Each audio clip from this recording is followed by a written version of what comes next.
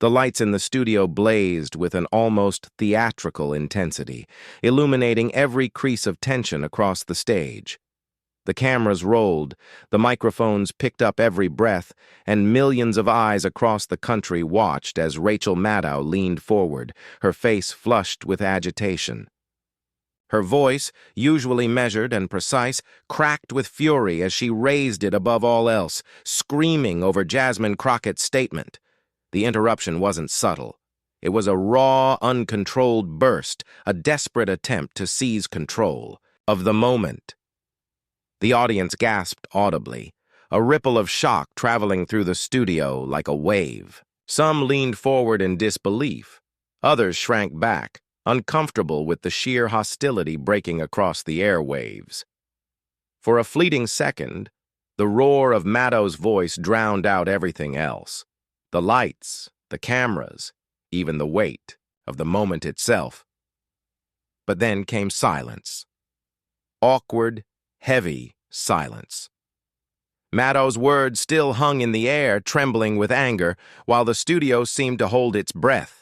The camera panned, catching every flicker of her rage, her tightened jaw, her eyes wide with indignation, her gestures too sharp to be contained, and across from her sat Jasmine Crockett, calm, composed, unshaken. She didn't flinch, didn't raise her voice, didn't even blink in panic. She simply held her ground, her posture radiating quiet defiance, her silence cutting sharper than any interruption could. Where Maddow's fury filled the room with heat, Crockett's stillness cooled it with steel. It was a duel of energies. One spiraling out of control, the other standing anchored, unmovable. The contrast was undeniable, and the audience could feel it. Phones lit up in the crowd as viewers began typing, already sensing that something bigger than a debate was happening before their eyes. The tension lingered, a question unspoken but unavoidable. What would Crockett do? Was she going to match, fire with fire, or something else entirely? The anticipation burned hotter than the studio lights because everyone knew this wasn't over. Maddow had screamed, but it wasn't her words that would define the moment. What Crockett said next would send shockwaves through the entire country. The silence that followed Rachel Maddow's outburst was not just an awkward pause on live television. It was the sound of a crumbling facade, the sheen of invincibility surrounding one of the nation's most recognizable media figures beginning to crack. For years, Maddow had carried herself as the untouchable voice of establishment commentary. She commanded primetime attention, dissected headlines with surgical precision, and treated challengers as little more than footnotes to her narratives. To many, she was the gatekeeper of truth. To others, she embodied the arrogance of a media, elite that dismissed voices outside its polished circle. But on this night, something different was unfolding. Across from her sat Jasmine Crockett, bold, fresh, and unafraid. She wasn't cowed by the platform, the cameras, or the history stacked against her. Crockett represented something Maddow had never fully grasped, a new kind of authenticity that didn't need the studio's approval to resonate with millions. Her presence alone carried the weight of grassroots power, the voice of communities that had been overlooked, underestimated, and often silenced. This was no ordinary debate. It was a collision between two worlds, one clinging to control, the other surging with unfiltered truth. Every second felt magnified under the glare of the lights, every word echoing far beyond the studio walls. In living rooms across the country, people sat forward on their couches. On subway rides and in diners, streaming phones glowed as strangers huddled over the feed. And on social media, the buzz was instantaneous. Hashtags began to flicker into existence before Crockett had even spoken again. Clips of Maddow SCREAMES circulated with captions like "unhinged" and "this is not journalism." The stakes weren't just about reputation, they were about narrative control in an era where perception moves faster than fact. Maddow, the establishment's sharp-tongued sentinel, suddenly looked fragile, almost desperate. Crockett, by contrast, radiated poise. She didn't need to shout to be heard. She didn't need to demand the spotlight. The calm in her silence was louder than Maddow's scream, and that was the danger. For Maddow, accustomed to steering the conversation and dismantling opponents with rapid-fire commentary, the sight of an opponent refusing to be rattled was intolerable. The more composed Crockett became, the more agitated Maddow grew, a dynamic every viewer could feel. It was David and Goliath reimagined on live television, the grassroots truth-teller against the towering gatekeeper. The tension stretched thin, vibrating like a string about to snap.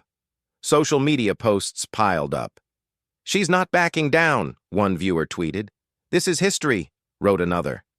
Screenshots, memes, reaction videos, all were already being created in real time, ensuring that whatever happened next would live far beyond the broadcast. What hung in the balance wasn't just the outcome of a single exchange. It was the credibility of voices that had long been dismissed versus the authority of a media institution unwilling to be challenged. Maddow's scream was more than a flash of anger. It was a symbol of panic, of losing control in front of the very audience she had once commanded with ease. And Crockett, still steady, still unwavering, was ready to deliver the words that would tilt the balance entirely. But in the next exchange, Maddow's composure would shatter. For years, Rachel Maddow built her reputation on precision, wit, and a command of the broadcast stage that few could rival. She entered the political arena not as a candidate, but as a commentator, and from the anchor's desk, she crafted a role that blended intellect with performance. Viewers tuned in nightly not just for the facts, but for the theater. The raised eyebrow, the sarcastic aside, the withering dismissal of opponents who dared to challenge her. In those moments, she was not merely a journalist. She was judge, jury, and executioner. Her style carried a certain brilliance. She wielded words like weapons, parrying attacks with facts, striking with a sharp tongue. To those who admired her, Maddow was a voice of clarity, someone who cut through noise and nonsense with elegance. But woven into that reputation was another, truth, one that critics whispered about for years, a tendency toward condescension, a tone that suggested she was always the smartest person in the room, and that everyone else, guests, rivals, even colleagues, existed only as foils for her performance. She thrived on clashes. Politicians, commentators, and activists had all taken their seats across from her, many leaving the studio visibly bruised, not from physical blows, but from the sheer weight of her mockery. Clips of her takedowns traveled quickly across the internet, each one reinforcing the same story. Rachel Maddow, untouchable master of the media duel. Her confidence seemed unshakable, her control absolute. But arrogance has a way of hiding fragility. In Maddow's case, the very certainty that fueled her rise became the blind spot that would expose her. She came to believe that no guest could truly rattle her, no voice could rise above hers. The anchor's desk was her domain, and anyone seated opposite her was a guest in her world, playing by her rules. The smug smile, the carefully timed laugh, the heavy pause. They were the tools of someone convinced she could dictate not only the debate, but the perception of the debate itself. There were warning signs, of course. Over the years, a few rare moments had slipped through, cracks in the polished exterior, an interviewee who refused to be baited, a politician who calmly dismantled her statistics. In those rare instances, Maddow's smile tightened, her tone sharpened, her need to reassert dominance became clear. But even then, she managed to spin the outcome, framing the exchange as yet another victory in her arsenal. She remained, in her own eyes and in the eyes of her loyal base, untouchable. Irony would have its way with her.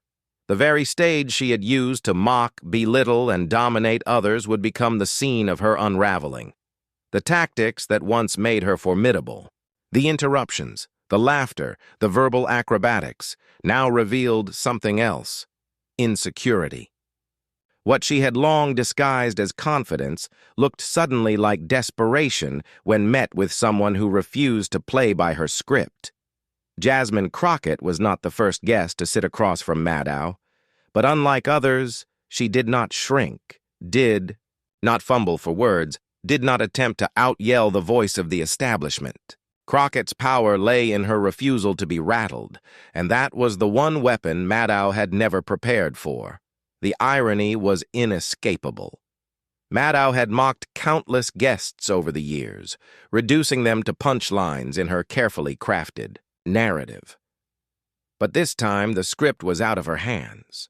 The laughter she once used as a blade now rang hollow. The smirk that once communicated superiority now looked strained, forced, almost fragile. Millions of viewers sensed the shift, the rare moment when the giant stumbled. For the first time in her career, Maddow's untouchable image wasn't reinforced by a viral clip of her triumphing. Instead, it was slipping away in real time, replaced by the sight of her raised voice, her cracking tone, and the calm, unshaken figure across from her. The audience was watching history bend, the queen of media arrogance suddenly exposed, not by a louder opponent, but by a quieter one. And Crockett? She carried a history Maddow never saw coming. Jasmine Crockett did not arrive at that debate stage by accident, nor by privilege. Her story was not written in ivy-covered halls or carved into the polished wood of media boardrooms.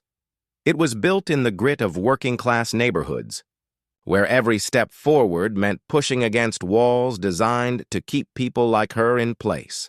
Where Rachel Maddow embodied the polish of establishment authority, Crockett embodied the resilience of those who had never been handed anything, who had fought for every inch of ground they stood on. Her childhood carried the echoes of immigrant resilience, even if her own lineage bore the scars of generations who had endured injustice on American soil. From an early age, Crockett learned what it meant to be underestimated, dismissed, or spoken over. Teachers, officials, and authority figures often treated her not as a rising mind, but as a problem to be contained. Yet each dismissal only sharpened her resolve. She grew into a woman who refused to bow to arrogance, who carried herself with a pride born not of titles, but of survival. Education was her weapon, service her calling. She pursued both with a relentless determination that astonished even her closest peers. In college classrooms, she was often the lone voice challenging professors who skimmed past the realities of systemic inequality. In law school, she earned a reputation for defending those who had no one else to stand beside them. She built her career not in the safety of think tanks or media studios, but in courtrooms where everyday people fought to be heard. Each case she took, each client she defended, reinforced her conviction. Dignity must never be negotiable. This was where her authenticity shone brightest. Unlike Maddow, whose power stemmed from a platform granted by networks and corporations, Crockett's authority came from the communities she served. She was not rehearsed into her role, she was shaped by it. Her speeches did not sound polished because they were polished. They sounded raw because they were real. Every word carried the weight of lived experience, of nights spent working for change, of mornings waking up still fighting battles that others had declared unwinnable, and people noticed. Constituents saw in her someone who mirrored their struggles. Young women of color saw in her a reflection of what was possible, even when the odds were merciless. Families scraping by saw a defender who spoke their language, who carried their worries into spaces that had long ignored them. She was not an anchor behind a desk. She was a neighbor, a fighter, a servant of her people. It was this authenticity that terrified the elite. For years, voices like Maddow's had claimed to speak for America, to distill its truth for public consumption. But Crockett needed no filter. She didn't need a studio to amplify her. Her power came from the streets, the communities, the voters who trusted her because she had earned it. Where Maddow's voice often rang with superiority, Crockett's voice carried the rhythm of lived struggle, the cadence of survival and pride.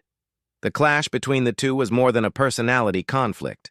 It was symbolic, the entitled certainty of the establishment facing the unshakable dignity of grassroots truth.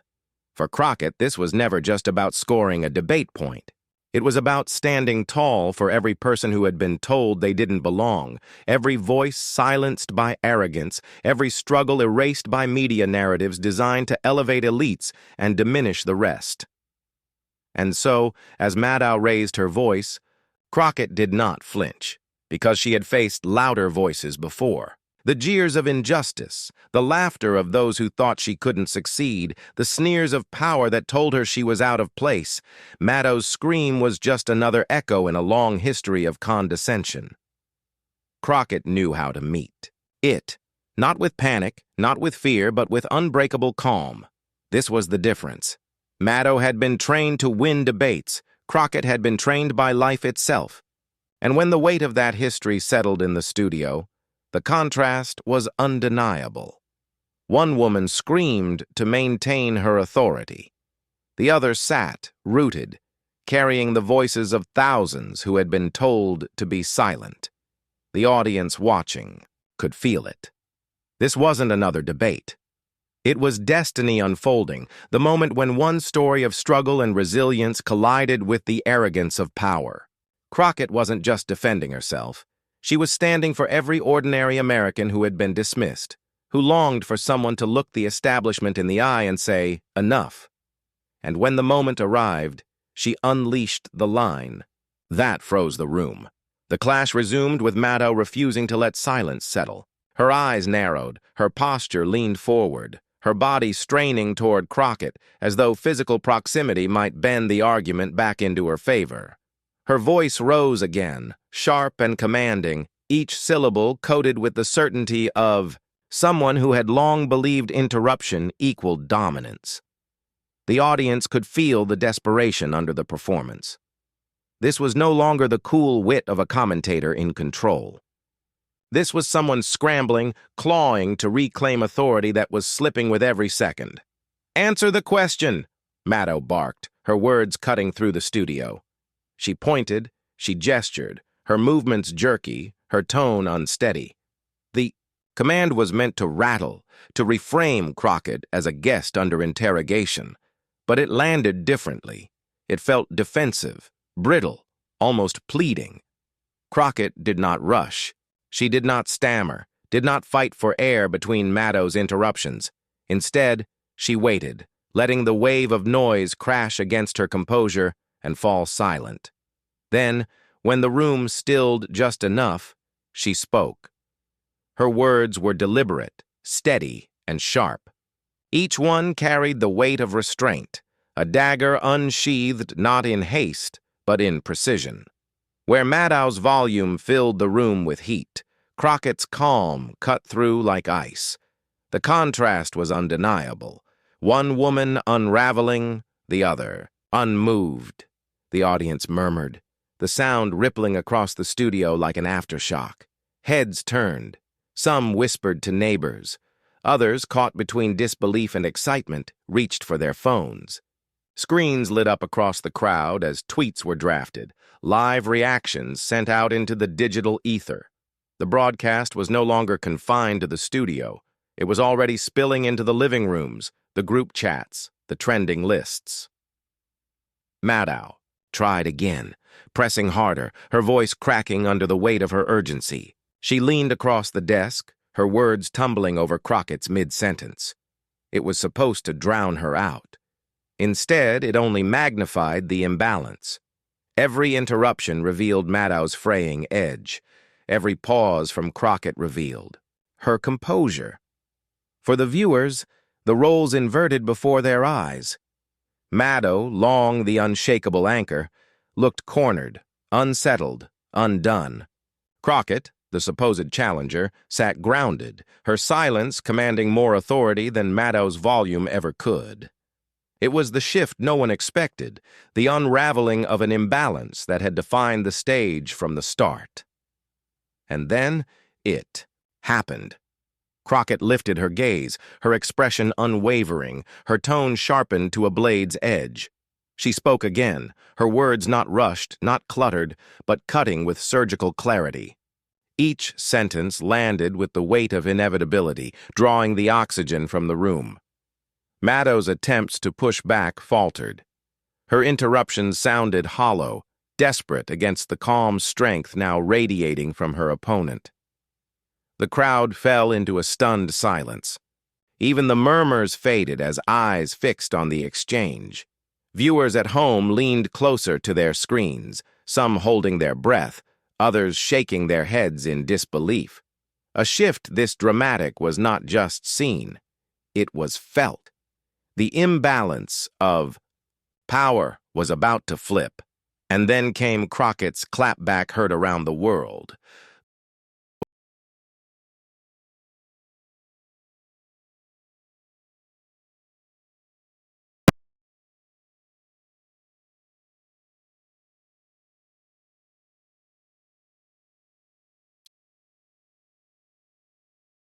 But now even she had gone still. Across the table, Jasmine Crockett leaned back ever so slightly, her shoulders squared, her eyes fixed on Maddow with a calm that felt both unshakable and unnerving. She let the silence linger. 1 heartbeat, 2, 3. The pause itself was a weapon, drawing every gaze toward her, commanding attention without a single word. The camera zoomed in, catching the faintest flicker in Maddow's eyes.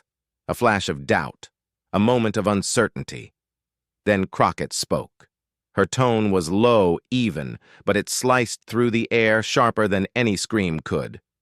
"You can raise your voice, Rachel," she said, her eyes locked unblinking on her opponent. "But volume has never been the same thing as truth." The words landed like a thunderclap. Gasps rippled across the studio audience. Maddow blinked, her lips parting as if to respond, but nothing came. The anchor, who had humiliated countless guests, who had built her brand on quick retorts and snappy takedowns, suddenly found herself empty-handed. Crockett didn't rush. She let the weight of her lines sink in, then leaned forward slightly, her voice gaining steel. "People like me don't get invited here to make noise. We get invited so you can try to put us in our place. But let me be clear. I already know my place. It's standing with the people who don't get a voice on networks. Like this, and no amount of shouting is going to change that, G." The audience erupted, not in applause, but in a stunned chorus of murmurs, a mix of awe and disbelief. Some clapped hesitantly, others whispered urgently into phones. The moment was spreading, breaking beyond the walls of the studio. In living rooms across America, people were leaping to their feet, pointing at the screen, shouting to anyone who would listen. Rachel Maddow tried to recover, her hands fluttering, her lips tightening into a forced smile. That's not what this is," she stammered, her voice cracking slightly. But the damage was done. The power dynamic had flipped, and everyone knew it. She blinked rapidly, her usual composure nowhere to be found, the polished rhythm of her delivery shattered into fragments. Meanwhile, Crockett remained unshaken.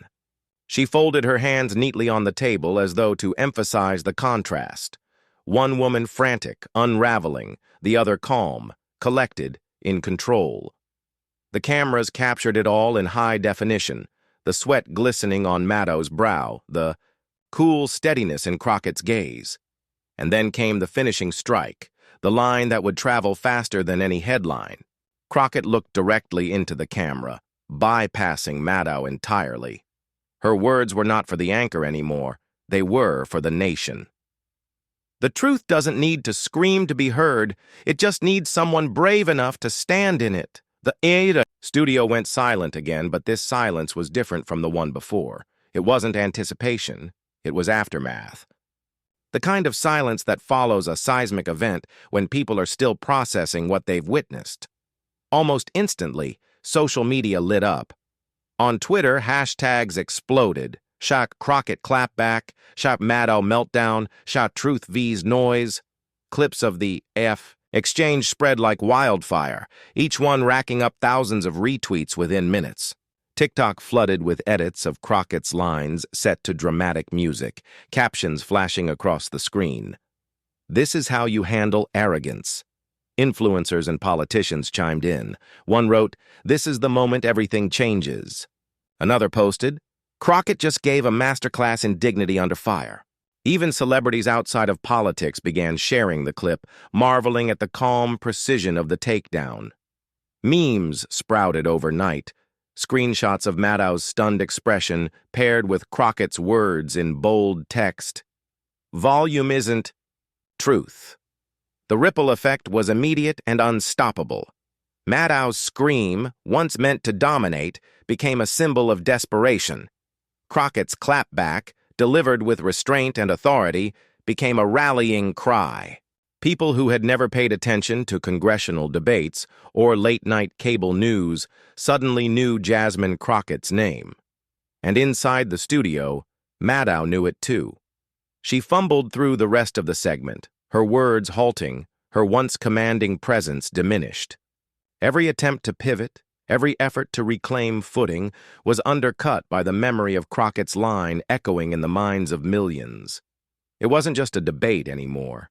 It was a cultural moment, a snapshot of dignity triumphing over arrogance, authenticity eclipsing entitlement. Crockett had not raised her voice, yet her words reverberated louder than any scream. She hadn't just countered Maddow. She had redefined the entire playing field. The credits would eventually roll, the cameras would cut, the studio would empty. But the clip would live on, traveling further than any prepared segment or polished monologue Maddow had ever delivered.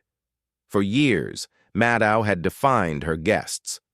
Tonight, one guest defined her, but this was only the beginning of the fallout. The clip didn't just travel, it detonated. Within minutes of Jasmine Crockett's calm but devastating clapback, social media became a frenzy. Twitter's feed turned into a live scoreboard of reactions, hashtags rising like fireworks in the night. Crockett Clapback soared to the top of the trending chart. Maddow Meltdown wasn't far behind. And then came a third, born from the very words Crockett delivered on live TV. Truth. Noise. Everywhere you looked, the clip was there. On Twitter, users replayed the moment of silence after Crockett's line, slowing it down frame by frame, savoring the way Maddow blinked, rattled, and exposed. TikTok creators wasted no time splicing the moment into short edits layered with dramatic soundtracks. One version used the Inception brrrm horn every time Maddow flinched. Another paired Crockett's line with the sound of a mic dropping onto a stage. On YouTube, the segment was uploaded dozens of times, each channel titling it in their own breathless way. Crockett destroys Maddow live. The clapback heard around the world. The numbers climbed so fast it felt unreal. Millions of views in hours. Tens of thousands of comments flooding in, almost all praising Crockett's poise. People weren't just sharing the clip. They were writing manifestos in the comments about dignity, representation, and what it meant to see someone stand firm against a media giant. And then came the split. Commentators from rival networks lined up to weigh in.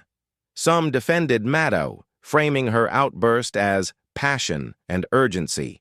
They argued that the pressure of live television could rattle anyone. But those defenses felt thin compared to the avalanche of mockery pouring in from across the political spectrum.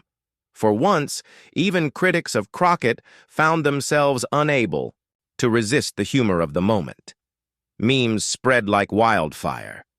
Maddow's frozen expression juxtaposed with Crockett's line, "Volume has never been the same thing as truth."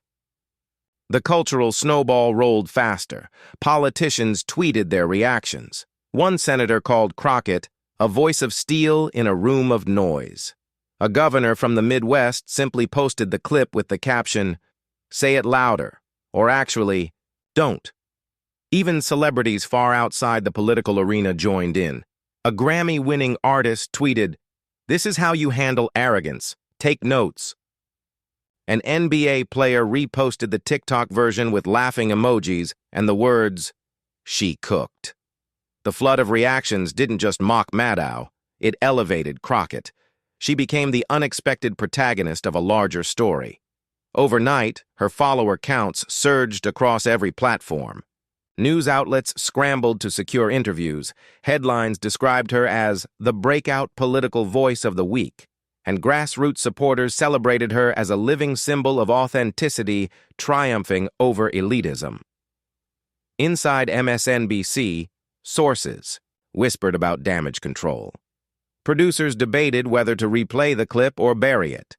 Maddow's team issued a carefully worded statement about heated exchanges in the pursuit of truth, but the words felt hollow. The viral tide couldn't be slowed. And yet, beyond the noise of memes, hashtags, and commentary, something deeper began to stir. Viewers weren't just entertained, they felt vindicated. For so long, many had watched media elites talk down to voices they didn't respect. Crockett's quiet defiance resonated with those who felt overlooked, underestimated, or dismissed. Social media wasn't only celebrating a clapback, it was celebrating what it represented. The shockwaves reached living rooms, workplaces, and classrooms. Teachers replayed the clip to discuss power versus presence. Parents shared it with their children as proof that you don't need to shout to be strong. For millions of ordinary Americans, the moment became a metaphor. Dignity could stand toe-to-toe with arrogance and win. And as the memes kept multiplying and the hashtags burned across screens, one truth became impossible to ignore. The confrontation had outgrown the studio. It was no longer just a viral moment. It was a cultural shift, and beyond the memes, a deeper lesson was taking root. In the days after the viral storm, Jasmine Crockett did something remarkable. She didn't gloat, didn't feed the mockery, didn't turn the moment into a personal victory lap. Instead, she reframed it. To her, the confrontation with Rachel Maddow wasn't about two individuals locked in a shouting match. It wasn't about television ratings, trending hashtags, or even the humiliation of a media titan. It was about something far greater. The timeless contest between dignity and arrogance, between truth and bluster. She reminded her supporters that moments like this carried meaning only if they became more than entertainment. "You don't need to scream to be heard," she said in a follow-up interview, her words simple but piercing. "You just need to stand in your truth." It wasn't a soundbite, it was a philosophy. And in an America often overwhelmed by noise, political shouting, cable drama, endless social media feuds, those words landed like a balm. The narrator's voice rises here, tracing the arc from conflict to clarity. For years, arrogance had masqueraded as authority, volume had been mistaken for conviction, and dismissiveness had been used to keep voices at the margins. But in that studio, live on national television, the illusion cracked.